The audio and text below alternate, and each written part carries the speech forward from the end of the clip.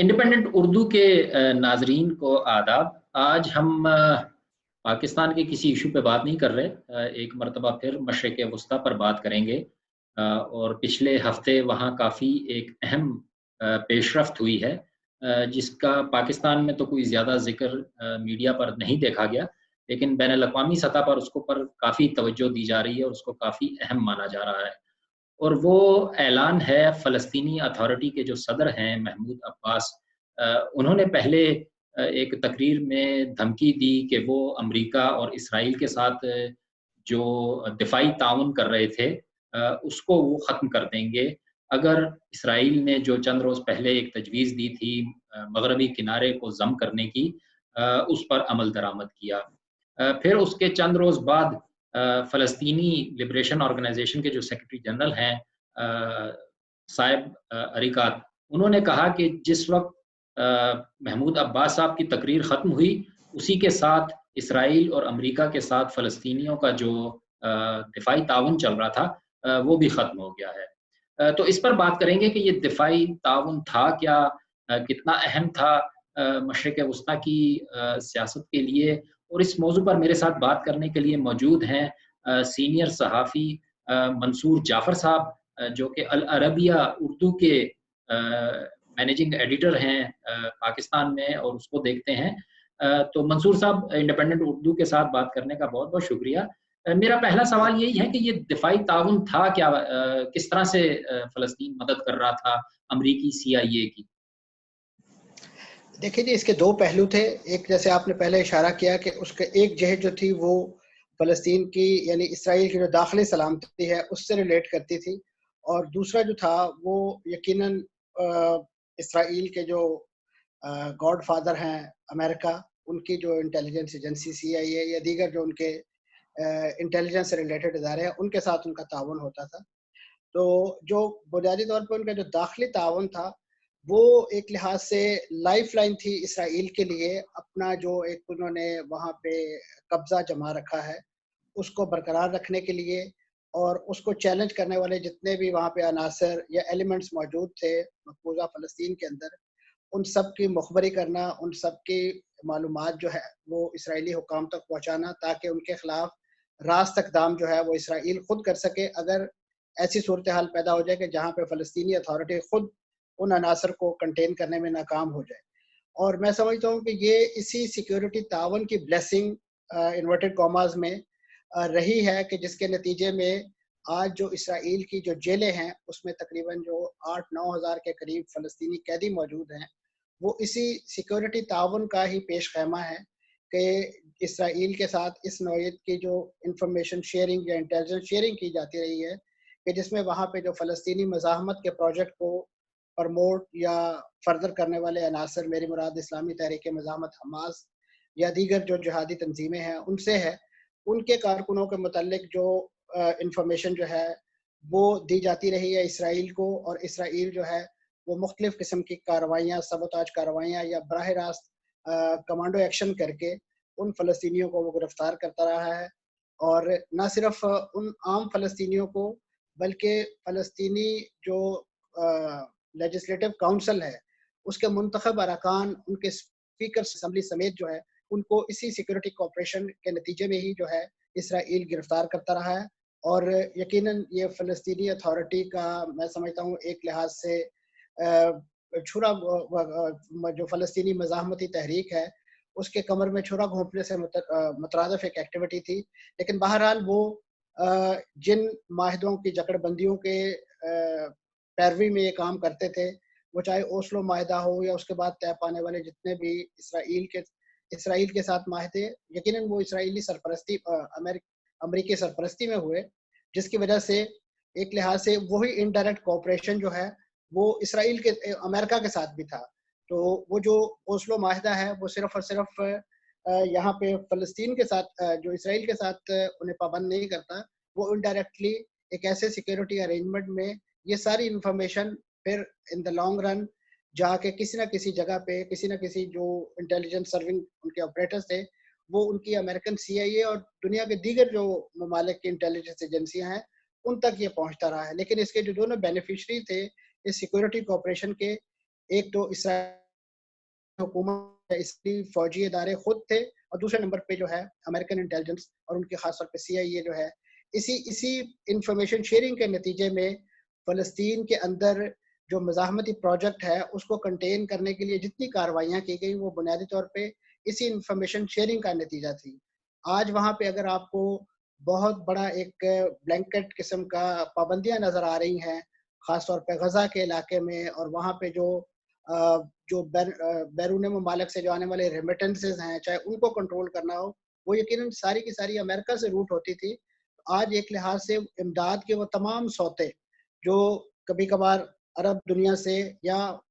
इन फ़लस्तीनी मुज़ाहमतकारों के जो दुनिया भर में बहीखां हैं, उनकी तरफ से किसी न किसी अंदाज से उन तक पहुँचाए जाते थे, लीगल चैनल्स के ज़रिए पहुँचाए जाते थे। आज वो तमाम माली सौते जो हैं वो खुश्क हो चुके हैं, और एक लिहाज से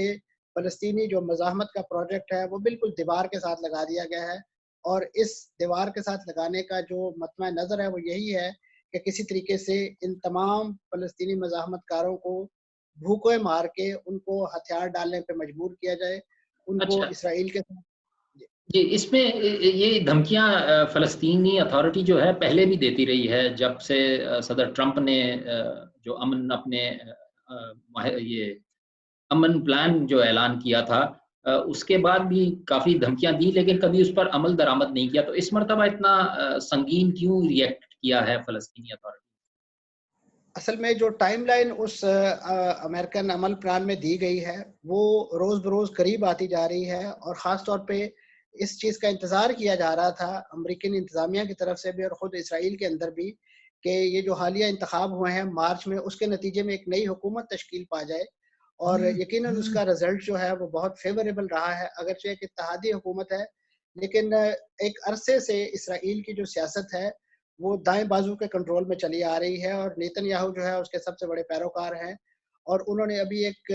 जो वाइट एंड ब्लू पार्टी के बेनी गांट्स जो हैं उनके साथ मिलकर जो एक माहिदा अभी किया है इस इत्तेहादी हुकूमत के हवाले से, तो उस माहिदे की एक शिक जो है उसमें ये तय पाया है कि हमने जुलाई 1 पर इस जो अमेरिकन पीस प्लान था, या जो अमेरिकन अमन मंसूबा है खत्े के लिए, उस पर अमल करते हुए हमने गरब उर्दन के मुख्तलिफ इलाके जो है उनको ज़म कर देना है इसराइल की रियासत के अंदर। तो ये एक ऐसी सूरत हाल है कि माजी में भी यकीनन जो माहदे इसराइल के साथ फ़लस्तीनी अथॉरिटी के तय पाए, उसमें भी कोई फ़लस्तीनियों के लिए कोई फूलों की सेज नहीं थी। उसमें भी जिस अंदाज से इस पूरे गरब उर्दन को 3 टुकड़ियों में तकसीम किया गया, ज़ोन ए, ज़ोन बी और ज़ोन सी के नाम पर, और उसमें एक ज़ोन में मुकम्मल इसराइल को अमलदारी दे दी गई, बी ज़ोन में इसराइल और फ़लस्तीनी अथॉरिटी की जो पुलिस है, उनके साथ मिल के उनका बाहमी ताउन से जो है वहाँ इंतज़ाम इंसरान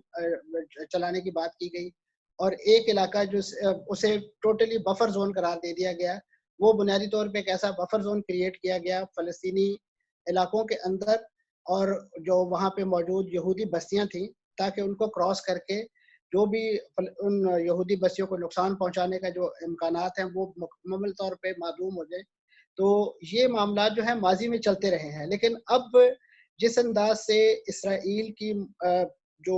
पिछली दोनों हुकूमतें हैं उन्होंने यूनिलैटरल इकदामात किए, और ख़ास तौर पे जब से अमेरिका में डोनाल्ड ट्रंप साहब ने इक़्तिदार संभाला है, और उन्होंने जिस अंदाज से ऐसे मुतनाज़ा इक़दामात जिसमें अपना सफारत खाना जो है तल से मशरक़ी बैतुल मक़दिस में मुंतक़िली का फ़ैसला हो, या उसके अलावा दीगर इसी नौइयत के इश्ताल अंगेज़ इक़दामात हों, उन तमाम इक़दामात के नतीजे में फ़लस्तीनियों के अंदर एक बेचैनी जो है,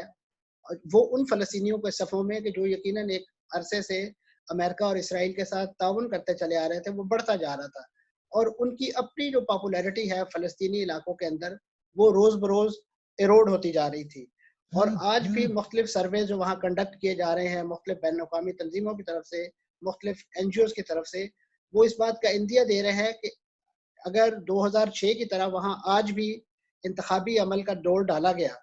तो वहाँ पे यकीनन जो फ़लस्तीनी मज़ाहमतकार हैं, जो उनके हम ख़याल हैं या जो उनके हाशिया बरदार हैं, वो एक बड़ी अक्सरियत से उसी तरीके से सामने आएँगे जिस तरह 2006 में हमास को वहाँ पे 75% नशिस्तों के साथ लैंडस्लाइड विक्ट्री मिली थी, और जिसके नतीजे में वहाँ पे उनकी हुकूमत तश्कील पाई। अगरचे उस हुकूमत को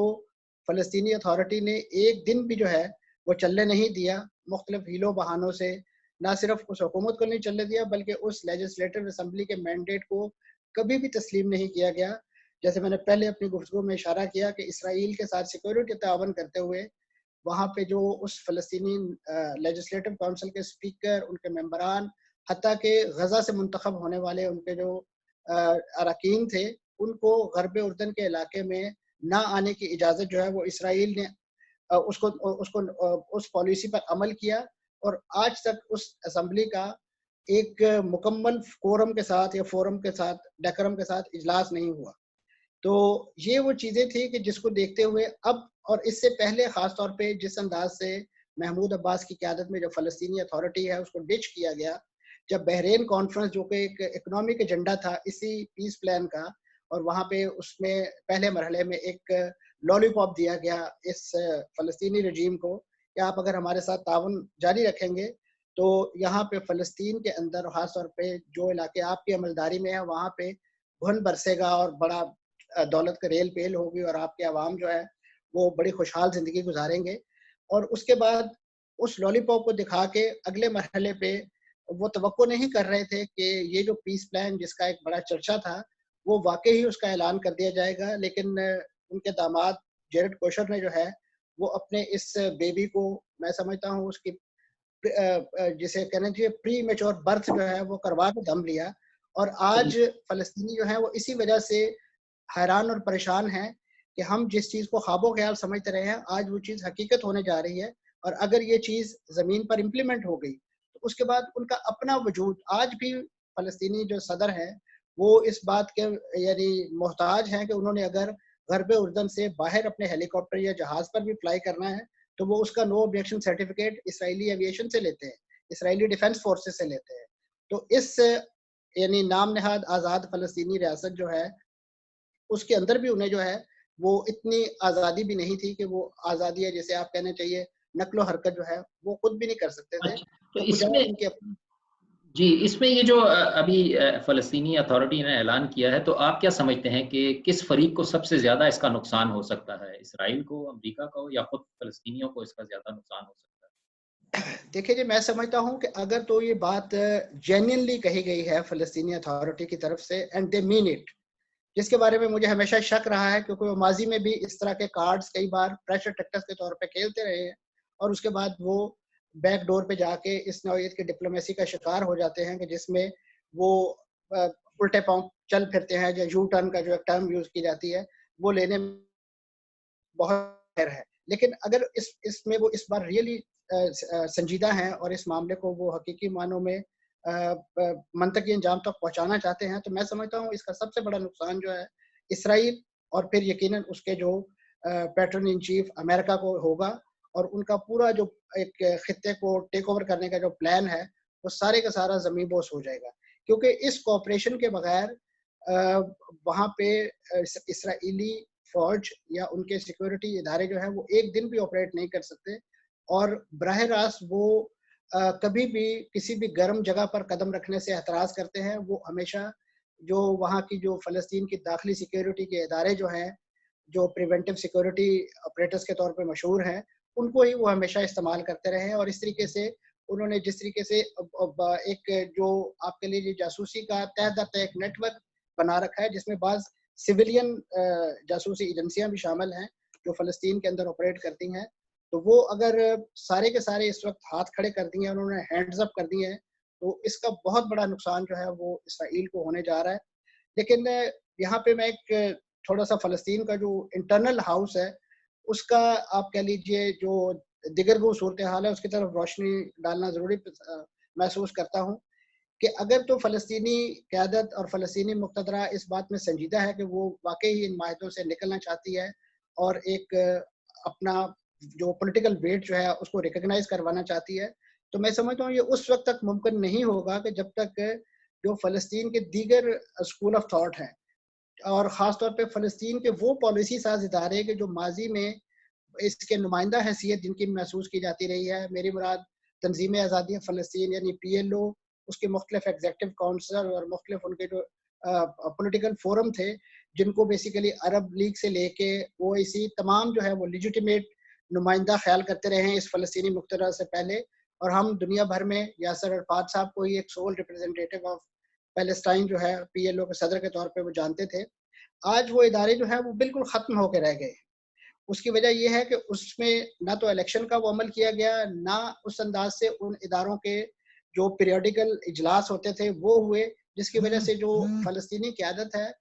ان کا آپس میں بھی جو آپ کہہ لیجیے تال میل اور جو نوٹس ایکسچینج کرنے کے مراحل تھے وہ سارے کے سارے بند ہو گئے، وہ راستے بند ہو گئے۔ اسی وجہ سے فلسطینی صدر جو ہے وہ جس طریقے سے اسرائیل یا امریکہ جو ہے وہ یونیلیٹرلی ڈیسیژن کرتا رہا، تو یہ بھی یونیلیٹرل ڈیسیژن کرتے رہے ہیں، اور اسی وجہ سے ان کو ایک لحاظ سے بارگیننگ چپ کے طور پہ استعمال کیا جاتا رہا ہے امریکہ اور اسرائیل کی طرف سے، اور دوسرے فریق کو کہ جنہوں نے ایک لحاظ سے بہت ٹف ٹائم دیا اسرائیل کو، انہیں غزہ سے وہاں سے نکال باہر کیا، اور اس وقت فلسطین کے اندر جتنے بھی مزاحمت کا جو کاروائیاں ہیں وہ ساری سپیئر ہیڈ ہوتی ہیں، تو وہ آج بھی اس پہ قابو نہیں پا سکتے۔ تو میں سمجھتا ہوں کہ اگر تو فلسطین کی جو انٹرنل ڈویژن ہے وہ کسی انداز سے قابو میں آ جائے اور آپس میں یہ مل بیٹھیں، اور اس کے بعد یہ ڈیسیژن اگر اناؤنس کیا جاتا تمام فیصلے ختم کرنے کا، تو میں سمجھتا ہوں اسرائیل گھٹنوں کے بل، سر کے بل چل کے ان کے پاس آتا اور ان کے ساتھ نیگوشیٹ کرتا۔ وہ کبھی بھی ان کو دھونس اور دھاندلی کے ذریعے یا آپ کہہ لیجیے لاٹھی کے ذریعے ان کو ہانکنے کی کوشش نہ کرتا۔ صحیح۔ لیکن آپ اس وقت بھی یہ صورتحال ہے کہ جو مائک پومپیو ہے ابھی بہت ایک ہمیں گرم جوشی دکھائی نہیں دے رہی اسرائیل کی طرف سے، یہ جو ضم کرنے کا اعلان ہے، یونیلیٹرل اعلان ہے، ابھی بھی یہی بات کی جا رہی ہے کہ اسرائیل اور فلسطینی جو ہے وہ باہمی کوارڈینیشن کے ساتھ پروسیس ہے وہ زمینی طور پہ اس کے لیے ماحول پیدا کرے۔ لیکن امریکہ اور اسرائیل جب یونیلیٹرل ڈیسیژن کریں گے اور اس کے بعد فلسطینیوں کے ساتھ کوئی کنسلٹیشن نہیں کریں گے، تو ایسے میں امریکہ کی یہ تجویز جو ہے اس کا بھی میں سمجھتا ہوں کہ کوئی ایز سچ ہمیں زمین پہ اثر دکھائی نہیں دے گا۔ یہ ایک بیان کی صورت میں امریکن پولیٹیکل ڈپلومیسی کا حصہ تو دکھائی دے گی، لیکن مسئلے کے حل کے حوالے سے جو کوشش ہو رہی ہے اس ضمن میں میں سمجھتا ہوں یہ کوئی کارگر تجویز کے طور پہ چیز سامنے نہیں آئے گی اچھا، اس وقت۔ اس میں حماس نے کی طرف میں آپ کو لے جانا چاہ رہا ہوں، کافی دلچسپ پالیٹکس چل رہی ہے وہاں پہ۔ حماس نے فلسطینی اتھارٹی کے اس اعلان کا خیر مقدم کیا اور انہوں نے کہا ہے کہ اس سے فلسطینی جو ہیں وہ ایک اور انتفاضہ کے قریب آ گئے ہیں۔ تو آپ کیا سمجھتے ہیں کہ واقعی ایسی یہ حقیقی بیان ہے یا ایگزیجریشن زیادہ ہے اس میں؟ میں سمجھتا ہوں کہ یہ یقیناً انہوں نے ایک اس الارمنگ سچویشن کی طرف اشارہ کیا ہے کہ جس کا انڈیا خود ان کے جو فلسطین کے ہمسایہ ملک اردن کے جو شاہ ہیں عبداللہ، انہوں نے بھی کہا ہے کہ ایک بہت بڑا ٹریجک انسیڈنٹ جو ہے وہ ہونے جا رہا ہے۔ ان کی بھی مراد انڈائریکٹلی اس انتفاضہ سے ہے، کیونکہ انہیں اندازہ ہے کہ اگر یہ انتفاضہ کا جو شعلہ جو ہے وہ ایک بار پھر یہاں پہ بھڑک اٹھا اور یہ چیز شروع ہوگی تو یہ اب فلسطین کی باؤنڈری تک کے محدود نہیں رہے گی، کیونکہ جتنی بڑی تعداد میں فلسطینی مہاجر یا ڈائسپورا جو ہے وہ اردن کے اندر موجود ہے، اور خاص طور پہ ان کا جو سیاسی وزن اردن کی پارلیمنٹ کے اندر موجود ہے، وہ خود اردن کے جو شاہ ہیں ان کے اقتدار کے لیے بہت بڑا خطرہ ثابت ہو سکتا ہے۔ تو یقیناً یہ ایک لحاظ سے حماس کا یہ جو بیان ہے یہ اس تناظر میں درست معلوم ہوتا ہے، اور ایک اس میں جو میسج بٹوین دا لائن ہے، اگر فلسطینی قیادت اس کو سمجھ لے، فلسطینی مقتدرہ، تو میں سمجھتا ہوں اس کی طرف میں نے بھی پہلے اشارہ کیا ہے کہ اس سے مراد یہی ہے کہ فلسطینی اپنا ہاؤس ان آرڈر کریں۔ فلسطینی اگر انتفاضہ چاہتے ہیں حقیقی معنوں میں کامیاب انتفاضہ، تو وہ ماضی میں بھی ان صفوں میں اتحاد کے نتیجے میں ہی ایسی انتفاضہ بنی تھی کہ جس سے خوف کھا کے اسرائیل نے جو ہے وہ ویسٹ بینک کے اندر ایک ہزاروں میل لمبی جو ہے وہ 10 فٹ اونچی جو وہ دیمار تعمیر کر دی۔ پھر اس کے بعد جتنے بھی اس نے معاہدے کیے یا جس انداز سے وہ اشتعال انگیز اقدامات کرتا رہا ہے اپنے شہریوں کو کے تحفظ کے نام پہ، تو وہ بنیادی طور پہ اس وقت کی جو ایک انٹیگریٹڈ فورس تھی جو فلسطینیوں کی، اس کے خوف سے، اس کے ڈر سے ہی وہ کر پا رہا تھا۔ لیکن اب کیونکہ وہ انہیں یہ نظر آ رہا ہے کہ ہم فلسطینی مقتدرہ کے ساتھ جو ایک سیکورٹی کوآپریشن کے نام پر جس انداز سے ہم حماس یا اسلامی جہاد یا دیگر جو عسکری تنظیمیں ہیں ان کے لوگوں کو آئے روز گرفتار کر رہے ہیں اور ان کو ان کی رہائی کے حوالے سے دنیا بھر میں جتنے بھی انٹرنیشنل فورم، چاہے وہ ایمنسٹی ہے یا اور اسیران کی تنظیمیں ہیں، ان کے جتنے بھی کالز ہیں وہ آئے روز دیوار سے دے مارتے ہیں، تو انہیں تو اس بات پہ یقیناً خوشی ہے.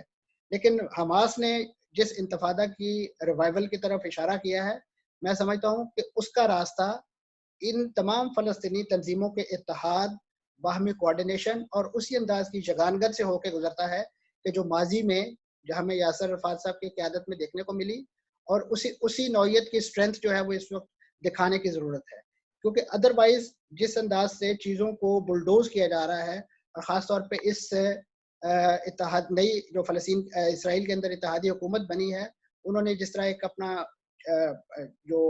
روڈ میپ جو ہے وہ چاک آؤٹ کیا ہے کہ جولائی 1 سے وہ اس پہ امپلیمنٹ کرنا شروع کر دیں گے، تو یہ فلسطین کے اندر بہت بڑی تباہی جو ہے اس کی بنیاد رکھنے جا رہے ہیں. اور جس انداز سے ایک ہمیں پہ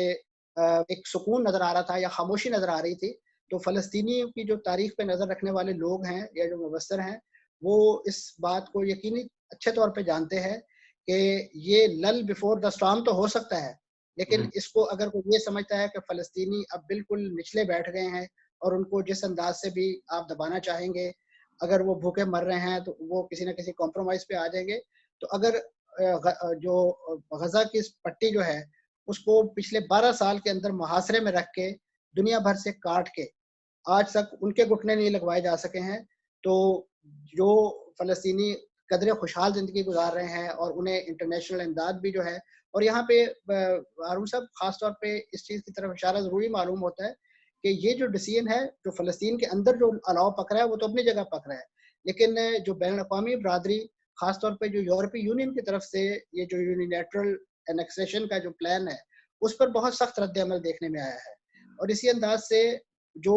عرب دنیا ہے جو ماضی میں ہمیں اس ایشو پہ قدرے تقسیم نظر آتی تھی، سعودی عرب کی طرف سے بہت ہارڈ ہیٹنگ اسٹیٹمنٹ وہ اس پلان کے حوالے سے دیکھنے میں آئی ہے. خود یو اے ای جو ایک لحاظ سے خیال کیا جاتا ہے کہ ان کا ایک سافٹ کارنر ہے ٹورڈز زائنسٹ اسٹیٹ، لیکن ان تمام نے جو ہے اس وقت ہم ٹھوک کے جو ہے اس پلان کی جو ہے مخالفت کی ہے. تو یہ یقیناً اتنا ایزی گوئنگ نہیں ہوگا جتنا اس وقت ہمیں دکھائی دے رہا ہے یا اس کو پورٹرے کیا جا رہا ہے، اور اسی لیے اسرائیل جو ہے وہ بہت پھونک پھونک پر جو ہے قدم رکھ رہا ہے اور ان ساری میں اسی چیزوں کو. طرف آنا چاہ رہا تھا کہ اسرائیل اور امریکہ کا اس پہ کیا رد عمل اب تک سامنے آیا ہے؟ کیا کوئی ڈرے ہوئے نظر آ رہے ہیں یا معمول کی کوئی دھمکی سمجھ کے اس کو اگنور کر رہے ہیں؟ دیکھیں جی، اس وقت اگر تو ماضی کا آپ ٹریک ریکارڈ دیکھیں امریکہ اور اسرائیل کا، اور خاص طور پہ ڈونلڈ ٹرمپ صاحب کے جو سربراہی ہے اس میں، تو وہ تو ایک ایگزیکٹو آرڈر پاس کرنے کے عادی ہیں، یا اس سے بھی ایک مرحلہ اگر آپ زیادہ ایزی گوئنگ، تو وہ تو ایک ٹویٹ کے ذریعے سارے اقدامات جو ہیں وہ کرنے کے قائل ہیں. اگر ان کے سیکرٹری خارجہ جو ہیں وہ اس وقت